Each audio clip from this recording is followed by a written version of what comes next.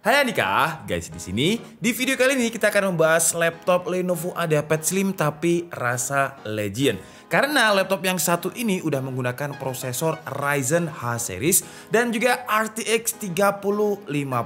Dan perkenalkan ini adalah Lenovo IdeaPad Slim 5 Pro.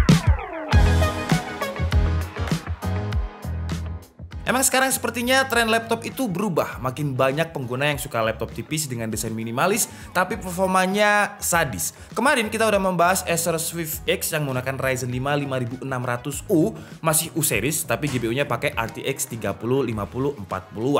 Terus juga ada Lenovo Yoga Slim 7i Pro yang menggunakan Intel Core i7 11370H high performance tapi VGA-nya pakai MX 450. Nah, IdeaPad Slim 5 Pro ini baik CPU dan juga GPU-nya nggak ada yang pakai seri U. Untuk prosesornya dia menggunakan Ryzen 7 5800H bukan U.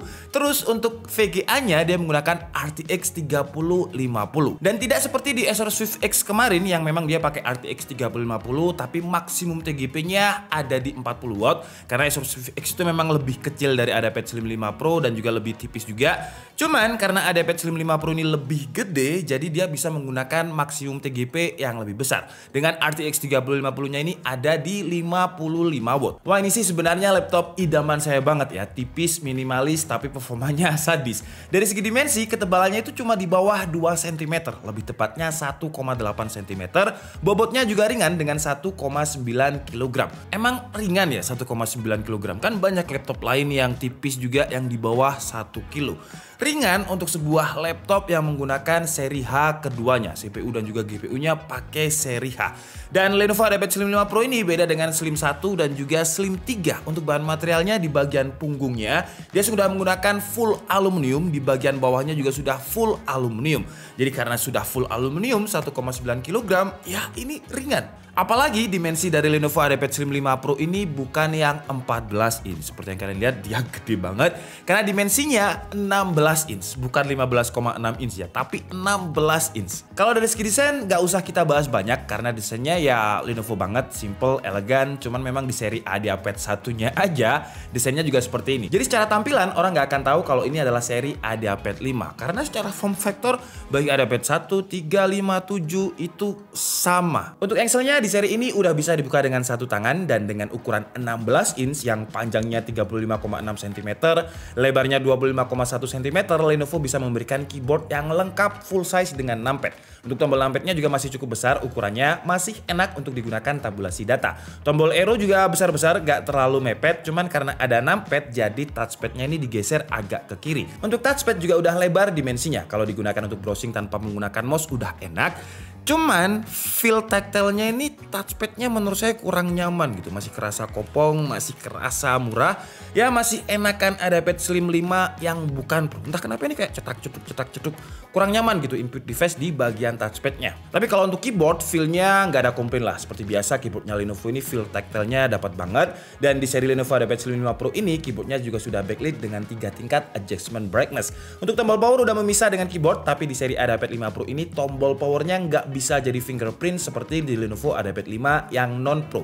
Cuman sama Lenovo sensor biometriknya diganti dengan IR kamera. Jadi di frame atasnya mirip seperti notch-nya iPhone, agak besar dan berjambul karena ada sensor IR kameranya tadi. Dan dia juga sudah memiliki TOF sensor yang bisa digunakan untuk Miramatrix, dimana kalau kita koneksikan dengan dual display, kita bisa gunakan fitur AI dan privacy dari Glance by Miramatrix yang udah pernah kita praktekkan di video yang dulu. Untuk frame layar kanan kiri tipis, bagian bawah pun juga nggak setebal biasanya, logo Lenovo-nya nggak ada di frame bagian bawah. Dan yang paling gokil, layarnya ini memiliki resolusi 2,5K atau QXD, atau kalian juga bisa sebut dengan 2K+. Kenapa kok ada plusnya?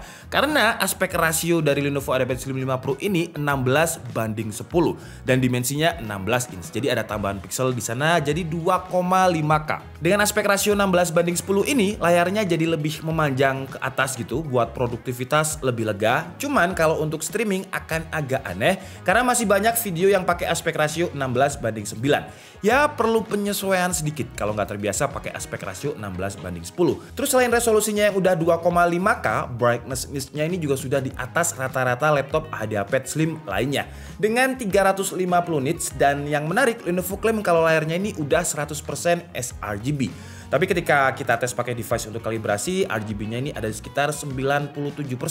Ya kurang 3% tapi masih oke lah kalau digunakan untuk editing. Setidaknya nggak pakai 45% NTSC. Terus untuk fitur-fitur eye care juga sudah ada sertifikasi TÜV Rheinland Low Blue Light Filter dan Eye Safe Display. Jadi untuk layarnya ini kalau saya pribadi sih nggak ada komplain. Oh ya, BTW untuk Lenovo keluaran quarter baru ini semuanya sudah yang resmi ya. Lenovo yang resmi itu sudah include dengan Windows 11. Bukan Windows 10 lagi, Windows 11 secara default. Jadi kalau kalian lihat tampilannya sekarang udah Windows 11 dan Office-nya juga bukan yang versi 2019, tapi yang versi 2021. Sebenarnya untuk laptop kalian yang Windows 10-nya ori itu juga dapat free update ke Windows 11. Cuman saya udah cek di beberapa laptop, ada yang udah dapat dan ada yang beberapa masih nunggu. Dan enaknya di keluaran terbaru semua laptop Lenovo yang resmi di quarter ini sudah include Windows 11 dan Office 2021 secara default. Kita nggak perlu upgrade, jadi dari bawaan udah Windows 11. Dan Windows 11 yang MacBook look alike ini menurut saya pas banget buat iPad Slim 5 Pro yang desainnya juga super simple, super elegan. Windows 11-nya itu terlihat lebih menyatu gitu dengan desainnya. Terus caranya tahu kalau kita dapat Windows 11 gimana dong bang? Sebenarnya di boxnya ada dan seharusnya kalau penjualnya itu juga pasti ngasih judul dengan Windows 11 dan juga Office 2021. Jadi seharusnya sih gampang banget. Cuman kalau misalkan kalian pengen tahu apa aja, nanti di kolom deskripsi berserta link pembeliannya iPad Slim 5 Pro ini akan saya taruh beberapa laptop Lenovo yang baru yang sudah menggunakan Windows 11 dan juga Office 2021. Sekarang kita bahas untuk audionya. Audionya sayang banget audionya ini standar padahal ya walaupun dia tipis dan ringan tapi kan besar ya. Jadi seharusnya bisa memasukkan speaker yang lebih baik. Ya speakernya ini asal ada suaranya lah ya. Suara standarnya laptop yang tipis dan ringan. Kira-kira seperti ini suaranya.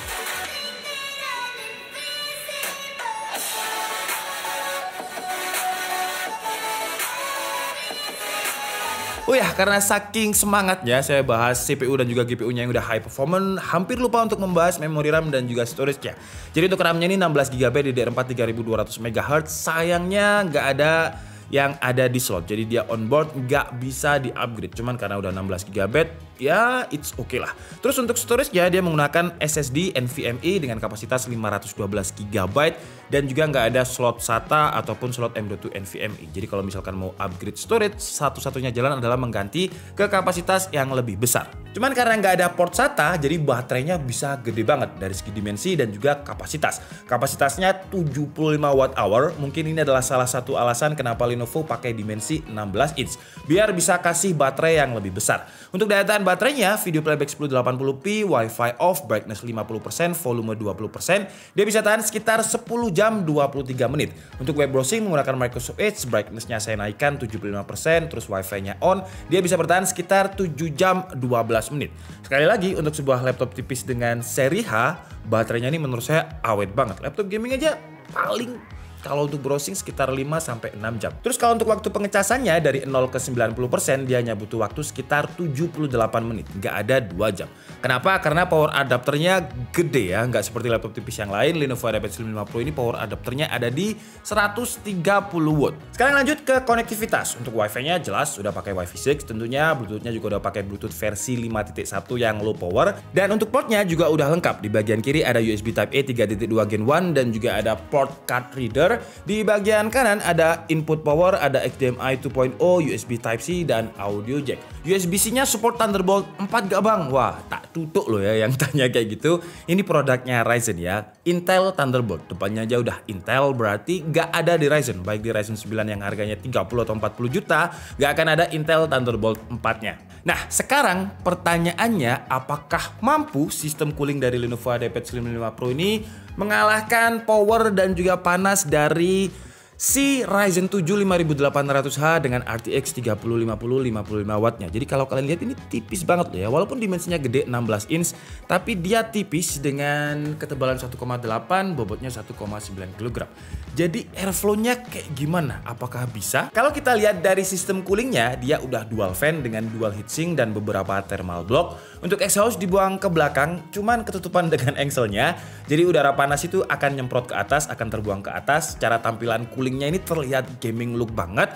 Tapi apakah bisa mengalahkan Ryzen 7 dan juga RTX? Di Sensebench R15 suhu maksimumnya bisa ada di 100 derajat Celcius. Tapi maksimum ya, bukan average. Dan ini Cinebench R15 yang emang bener-bener bikin stres CPU. Tapi kalau nggak digunakan untuk benchmark sintetis Cinebench R15, contohnya seperti Blender CPU dengan kita render template BMW, maksimumnya hanya ada di 71 derajat Celcius dengan average 61 derajat Celcius. Kalau digunakan untuk gaming, kita langsung coba aja di game yang paling berat, yaitu Cyberpunk 2077. Untuk suhu maksimumnya ada di 97 derajat Celcius dan average-nya ada di 83 derajat Celcius.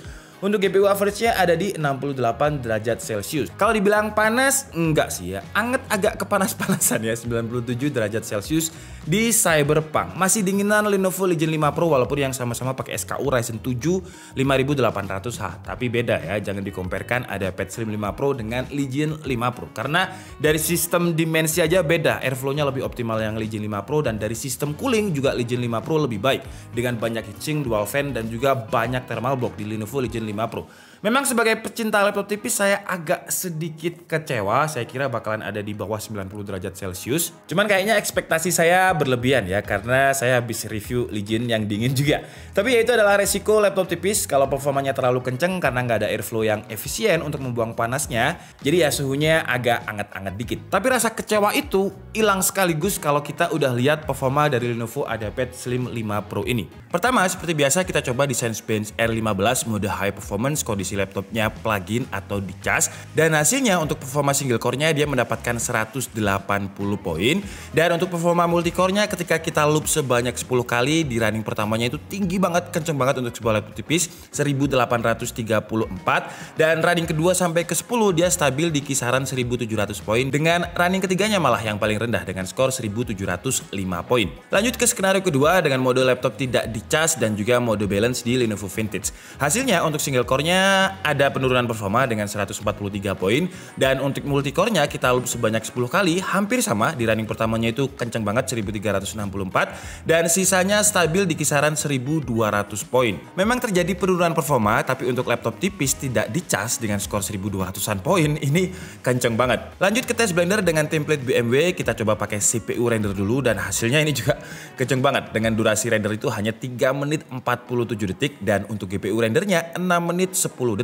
Kalau di Premiere Pro dengan template-nya Mas Anjas, dia mampu merender dengan durasi waktu 2 menit 9 detik. Oke, sekarang kita masuk ke tes gaming. Pertama kita coba dulu di game Genshin Impact, dan resolusinya saya ikuti bawaan laptopnya, yaitu 2,5K 2560 x 1600. Dengan rendering skillnya itu ada di 1,1, dan sisanya saya buat high semua. Dan hasilnya seperti yang kalian lihat ya, di game Genshin Impact ini dia bisa stabil di 58 sampai 60 fps. Padahal ini bukan resolusi Full HD, tapi resolusi 2,5K dengan beberapa preset saya juga set di high. Jadi untuk sebuah laptop tipis yang bisa gaming seperti ini, wah ini sih gila banget. Sekarang lanjut ke benchmark Assassin's Valhalla, dan seperti yang kalian lihat settingannya di sebelah kanan itu resolusinya nggak saya turunkan, tetap di 2560 x 1600, bukan Full HD, phasing off, terus anti aliasing medium, graphic quality saya buat medium. Dia bisa mendapatkan average FPS yang masih playable untuk dimainkan di atas 30, dengan skor average-nya ada di 42. Jadi kalau misalkan kalian pengen dapat 60 FPS, diturunkan aja ke Full HD pasti masih bisa. Lanjut ke game Valorant, sama juga resolusinya saya buat 2,5K, nggak Full HD, dan hasilnya untuk FPS-nya masih bisa tembus di atas 100 dengan rata-rata itu 130 sampai 150 FPS. Sekali lagi ya, ini resolusinya bukan Full HD tapi 2,5K. Lanjut ke game Watch Dogs Legion. Nah, di game Watch Dogs Legion ini saya coba resolusi di Full HD untuk benchmarknya, dengan ray trace-nya ada di medium, di LSS-nya ada di performance, dan hasilnya untuk average FPS masih cukup tinggi juga. Dia mendapatkan average FPS ada di kisaran 75, untuk maksimum FPS-nya bahkan bisa tembus 103. Minimum FPS ya cuma 42, jadi masih sangat-sangat playable untuk dimainkan. Lanjut ke game Cyberpunk 2077. Resolusinya saya buat 2,5K nih karena penasaran. Cuman untuk windownya saya buat window borderless, bukan full screen. Dan hasilnya ketika scene padat atau scene-nya itu mulai agak ada tembak-tembakan, dia ada di kisaran 40 40 sampai 50 fps. Masih sangat playable karena menurut saya average yang enak untuk dimainkan itu di atas 30 fps. Dan setelah kita loop di Sensebench R15 banyak 10 kali, gamenya juga banyak. Sekarang kita coba lihat untuk suhu temperatur permukaannya. Dan hasilnya di bagian keyboard itu sekitar 38 derajat Celcius. Ya anget tapi nggak sampai mengganggu. Yang panas itu ada di bagian exhaust belakangnya. Itu ada di kisaran 40 sampai 41 derajat Celcius. Oke guys, jadi mungkin cukup segitu aja video review dari Lenovo IdeaPad Slim 5 Pro kali ini. Untuk harganya ketika video ini saya buat ya, harga MSRP-nya itu 17.399.000. Dan harga ini sudah include dengan Windows 11 yang seperti kalian lihat dari tadi udah saya tampilkan Windows 11-nya. Terus juga Office-nya bukan versi yang 2019, udah versi yang 2021. Dan di IdeaPad Slim 5 Pro ini juga sudah tercover dengan ADP, Accidental Damage Protection, yang garansinya Lenovo 2 tahun, premiumnya juga ada. Jadi kalau misalkan jatuh kena air, human error intinya, Lenovo akan tetap klaim 100%. Jadi kita nggak bayar apapun. Kesimpulannya buat yang suka laptop tipis, desain minimalis tapi butuh performa yang sadis, IdeaPad Slim 5 Pro ini menurut saya opsi terbaik saat ini ya. Karena Acer Swift X yang kita review kemarin dia pakai prosesornya seri U, Ryzen 5600U, RTX-nya 3050 tapi 40 watt. Jadi CPU-nya U, terus VGA-nya H gitu kan ya. Terus kalau Lenovo Yoga Slim 7i Pro 11370H, prosesornya H, tapi VGA-nya dia pakai Nvidia MX 450. Tapi kalau ini dua-duanya ya, Ryzen 7 5800H dengan RTX 3050 55 watt. Cuman kalau dibandingkan dengan Acer Swift X gak imbang karena harganya Acer Swift X itu sekitar 14.900.000 atau 15 juta. Yoga Slim 7i Pro harganya itu 20 jutaan ya. Wih, kalau itu masih menang ini sih. Kelebihan utamanya jelas performanya seperti yang kalian lihat tadi, kenceng banget untuk sebuah ukuran laptop tipis, tapi tetap diimbangi dengan baterai yang lebih awet. Terus layarnya juga udah kekinian dengan aspek rasio 16:10, resolusinya 2,5K dengan 97% sRGB dan 350 nits. Tapi emang dari sistem cooling masih agak anget ya. Cuman kalau misalkan kalian gunakan laptop ini sesuai dengan segmentasinya, karena dia segmentasinya produktivitas, jadi digunakan untuk editing, produktivitas, rendering, itu suhunya nggak bakalan sepanas kita gunakan untuk gaming. Kalau gaming ya seharusnya beli Legion ya, jangan beli Lenovo IdeaPad Slim 5 Pro ini. Cuman kalau saya pribadi walaupun ada pilihan Legion, sepertinya saya akan tergoda dengan Lenovo IdeaPad Slim 5 Pro ini karena desainnya ini clean, simple tapi performanya kenceng. Jadi kayak stealth gitu, nyamar. Jadi kalau misalkan saya lagi kerja atau meeting gitu, laptopnya IdeaPad Slim 5 Pro. Tapi mereka nggak tahu kalau pakai Ryzen 7 dengan RTX 3050. Terus kalau untuk kekurangannya adalah opsi upgrade-nya ya. Di Legion itu kita bisa upgrade RAM sampai mentok 64 GB. Di IdeaPad Slim 5 Pro ini nggak, 16 GB mentok onboard nggak bisa di-upgrade. Terus untuk storage-nya juga nggak ada slot lagi. Jadi kalau misalkan mau upgrade kita harus ganti SSD yang udah bawaan ke kapasitas yang lebih besar. Terus kekurangan lain menurut saya touchpad-nya nih ya. Kalau kalian dengarkan nih, tuh kayak terlalu plastik, terlalu murah gitu. Itu aja sih ya kekurangannya. Oke. Jadi mungkin cukup segitu aja video kita kali ini. Saya minta maaf kalau ada kesalahan dalam menyampaikan informasi. Seperti biasa kalian bisa mengkoreksinya di kolom komentar. Saya Niki Budi and see you on the next video. Bye bye.